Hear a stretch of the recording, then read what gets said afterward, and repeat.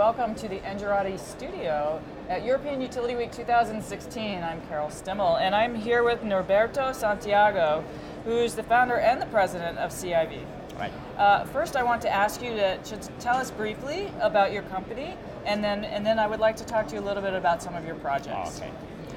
The company was created in 1993, starting around protection, algorithms and protection technology. Later on, we evolved to metering, and finally to communications too.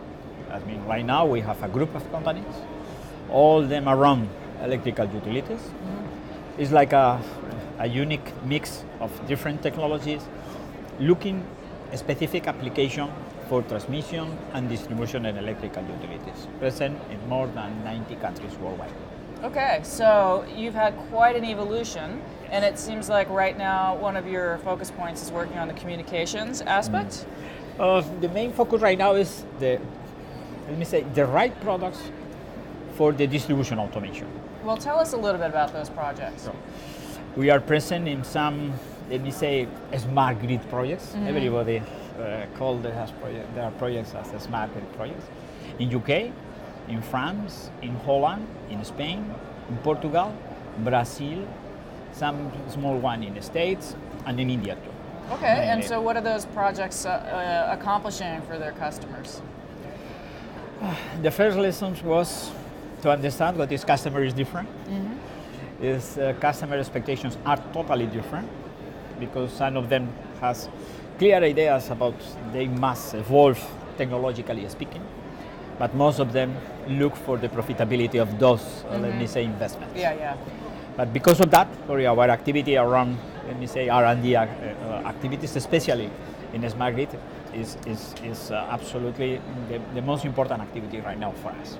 We are still present in transmission projects, but good or bad transmission projects are apparently more stable in terms of technology, but where the innovation is coming much more, faster is in distribution. That's right, automation. yeah. And actually, since you've been around, I think you said since '93.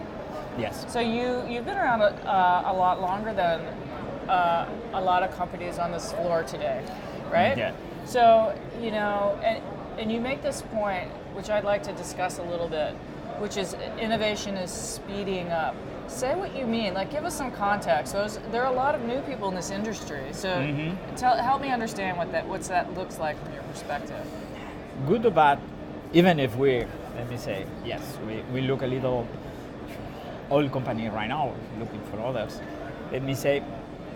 We identify from the beginning that we need to motivate the end user in some different way than the big ones. Mm-hmm. Big competitors are active worldwide.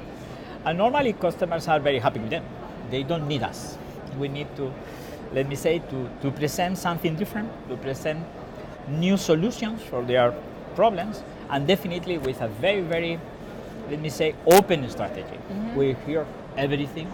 We collect information from many customers worldwide, and the idea is to identify where we can offer something different, something innovative, definitely at the right price, at the right cost.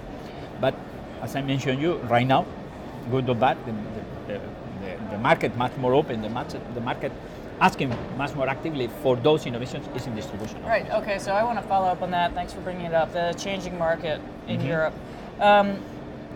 So we have to be talking about standards, and there's some, I've spoken with many people today about frameworks for bringing new market participants in, and there's a lot more collaboration going on than ever before, and I'm wondering what your perspective is, and I would specifically like to also hear about your perspective on interoperability, because when you were starting out in '93, it's proprietary, right? And so we break the status at this way, at this time, because you are right.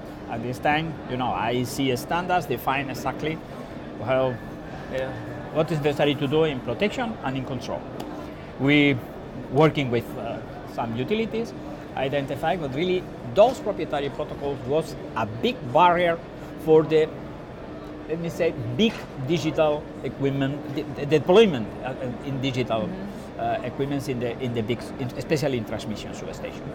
we mix both protocols and we offer to the market a new protocol from the first moment in the website, just asking for more, let me say, participants, creating a working groups with some utilities, and we create a new protocol. We call at those times PROCOM. Okay. From those times, our strategy is always exactly the same. If it's possible, definitely we are very active in many working groups worldwide, States, Europe. Okay, that's really important. But this is not enough. It's okay.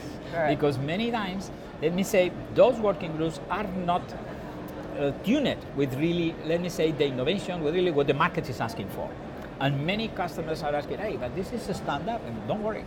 Any work that we do, any collaboration that we have, is based in completely open scenario. If you identify another manufacturer or another university or anybody interested in participate in those working groups, we are open. And let me say, at the end, what we achieve is absolutely open. We strongly believe, especially for distribution, where, let me say, the market is so huge, and where the cost is so important, nobody will adapt. A big deployment is not, they don't feel safe.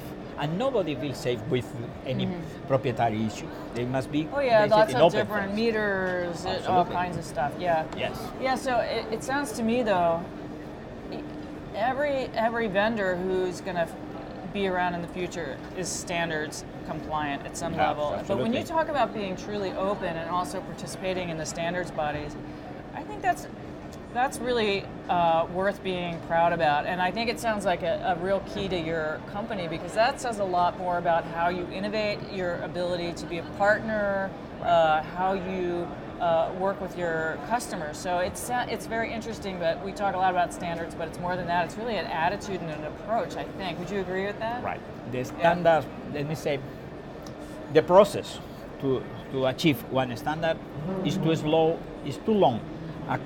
If you look how the utility business, how the network evolution is running right now.